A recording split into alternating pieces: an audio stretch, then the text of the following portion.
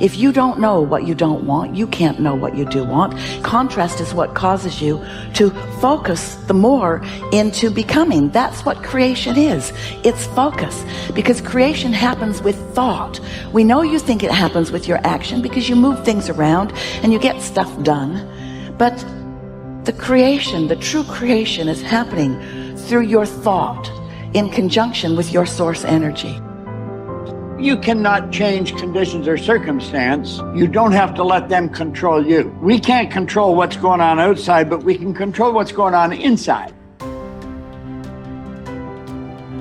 As you think, so shall you be. 7 little words that I think are perhaps the most important things that we can learn and master in our lives. This old proverb notion that I become what I think about all day long. And once you know that what you think about is what expands, you start getting real careful about what you think about. You don't allow your thoughts to be on anything that you don't want or that you wouldn't want to have manifest or show up for you in your life. So whatever you wish to do, you must bring yourself to a moment of joy and clarity within yourself. At that moment, what you decide, even if you die, you must go by that. Whenever your emotions go up and down, your mind says many things. That's not important. In the moment of clarity, when I'm saying joy, because when you're happy, you're not compulsive. When you're very happy and clear, at that time, if you look at things and see, yes, this is what is more sensible for me, just do that. It doesn't matter if it feels like hell, because that's where your well-being is. When you're in different states of compulsiveness, if you make decisions as to which way to turn, you will be endlessly lost. That the way that we speak actually influences the way that we think. But perhaps even more importantly, number 2, he said the way that we speak influences what we think. That our thoughts, what we are capable of thinking, are actually linked to the way our neurons are being wired. I got better day by day and week by week and month by month, and I'm asking you to do the same thing until you can develop a long arm and a long reach, until you can develop influence that won't quit. Touch people next year you couldn't touch this year. Touch people now you couldn't touch before. Conduct a meeting now you couldn't conduct before. Heart and soul now mixed in there that wasn't there, missing before. I'm asking all of you to get better in spite of the winters, in spite of the downturn, the money downturn, the social downturn, the personal downturn, whatever it is. Just get stronger, get better. The key is not to wish for a better winter.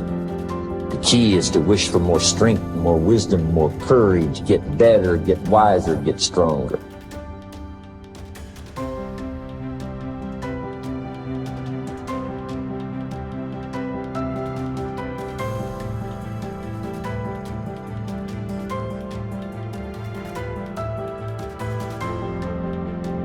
We're optimizing the conversation between the heart and the brain, between your heart and your brain. 3 steps. The first step is to simply shift your awareness from your mind into your heart. And what I've found is in the Western traditions, for many people, that's easier said than done. I'll ask people, are you in your heart? And they'll say, yep, I'm in my heart.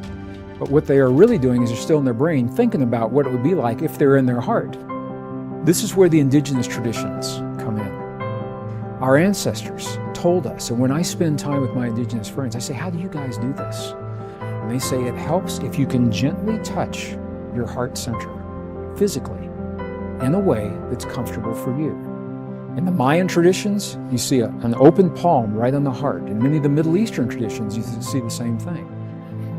In the Buddhist traditions, you see a prayer mudra that physically touches the sternum. The key is, any of those things creates a gentle touch, a physical sensation right over the heart center, and your awareness will always go to the place where you feel the sensation. That's the key. So if you can create a touch over your heart, your awareness will go there. First step. Second step, very simple. Slow your breathing a little bit slower than typical, maybe 5 seconds inhale, 5 seconds exhale. Here's why that's powerful. Because the only time you would ever slow your breathing and breathe in that way is when you feel safe. When you feel that you're in a place that's safe and you're not threatened and you're not vigilant of your surroundings. So you're telling your body you're in a place that's safe. Slow your breathing. Third step, and this is the key, is to begin to feel the feeling that creates 0.1 hertz. Feel the feeling that sets up the coherence between your heart and your brain. How do we do that? I gave it away earlier, I've already mentioned it. Scientists have found, at the Institute of Heart Math, their researchers have found that there are 4 key words that work almost 100% of the time for everyone. Appreciation for anything or anyone. Gratitude for anything or anyone. Care and compassion. If you can feel one or some combination of those feelings in your heart while you're breathing as if your breath is coming from your heart, touching your heart center, now you're setting up this communication between the heart and the brain. Now you are triggering those neurons to begin to reach out and find other neurons to strengthen this connection.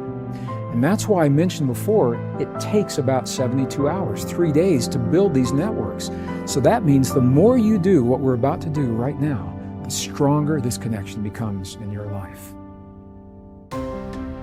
Why you think more people aren't happy, and what could one do to just begin the journey of loving, living, and mattering more and being happier? I think let's begin with most people don't know what happiness is or where they get it.